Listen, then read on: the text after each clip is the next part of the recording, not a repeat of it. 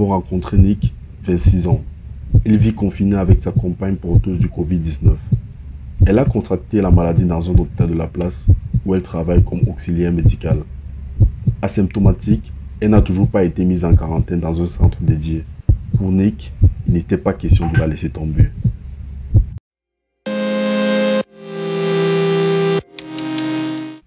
Qui est cette personne pour vous? C'est ma copine. Comment a-t-elle su en fait qu'elle était infectée? Bon, tout d'abord, elle fait partie du personnel soignant et elle bosse dans un hôpital de la place.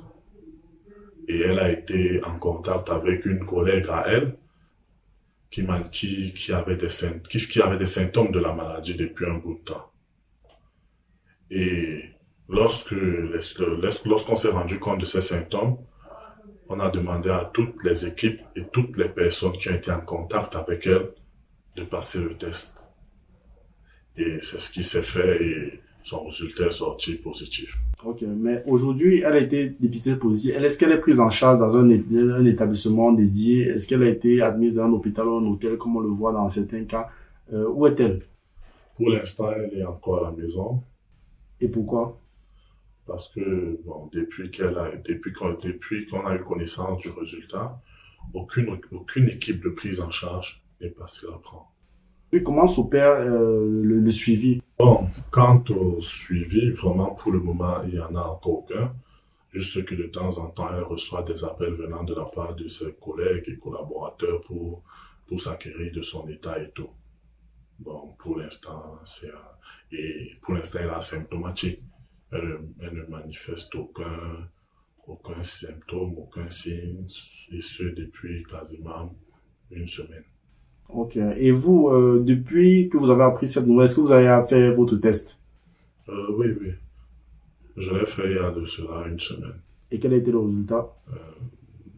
Le résultat de mon test à moi était négatif. Bon, voilà, au quotidien, comment est-ce que vous vivez sa maladie?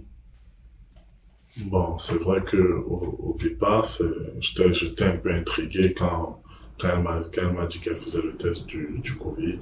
J'étais assez intrigué, mais quand les résultats sont sortis et tout, je me suis dit que bon, elle et moi on est ensemble depuis un moment, on vit ensemble. La panique ne peut pas nous aider.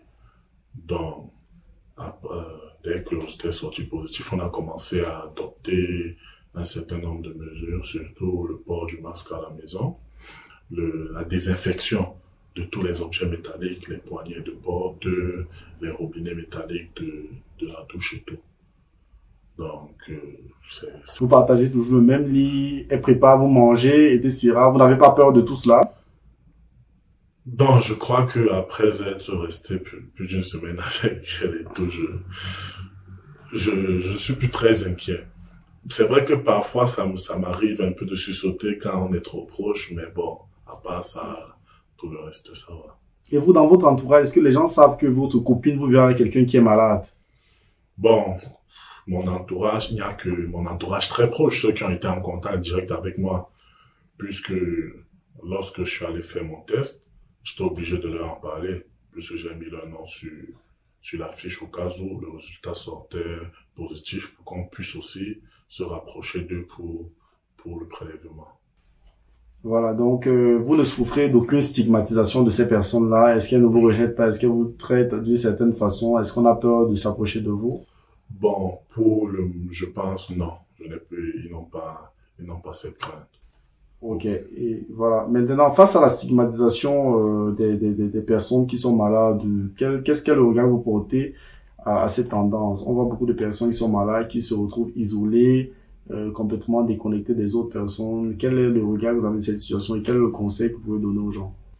Bon, par rapport à cette situation, d'abord, je pense que c'est le manque de sensibilisation qui pousse des gens à stigmatiser les porteurs du virus. Parce qu'en fait, je pense que même si vous êtes proche de quelqu'un qui est infecté et que vous respectez des mesures barrières, le risque de contamination est très faible. Donc, je pense que c'est la sensibilisation le plus gros problème. Maintenant, le conseil que moi je peux donner à quelqu'un qui qui a un proche infecté, c'est qu'il dans l'intérêt,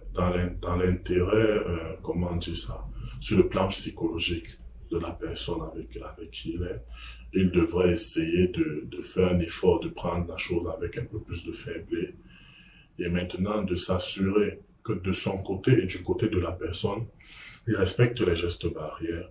Et au-delà comment on dit ça, du respect des gestes barrières, toujours se rapprocher d'un centre pour voir s'il n'y a pas moyen de faire la prise en charge le plus tôt possible ou de suivre, même si c'est à la maison, le patient infecté. Et aujourd'hui, où votre copine est infectée, elle est porteuse du virus et elle n'a pas été vraiment placée dans un centre dédié, est-ce que vous êtes frustré? Est-ce que cette situation vous met un tout petit peu mal à l'aise? Comment est-ce que vous vivez cela? Bon, d'une part, je trouve la situation assez gênante parce que, bon, je me dis que moi aussi en restant avec elle, on ne sait pas, même si comment dire ça, même si j'applique les règles d'hygiène et les mesures de distanciation, je suis toujours un peu exposé. À la maladie. Donc, dans cette mesure-là, ça me gêne vraiment que la prise en charge ne soit pas venue. Et je pense que eux, ils sont plus habilités à gérer si ça s'aggrave et à contrôler si c'est stable. Donc, moi, je peux pas faire ce contrôle, c'est ça qui me gêne énormément. Mais d'autre part aussi, j'ai une inquiétude mon inquiétude, c'est de savoir aussi, si les équipes de prise en charge arrivent, est-ce que le traitement qu'ils font de ces personnes qu'ils prennent en charge est bien, s'ils sont nourris, s'ils sont donc j'ai ces petites inquiétudes aussi de mon côté.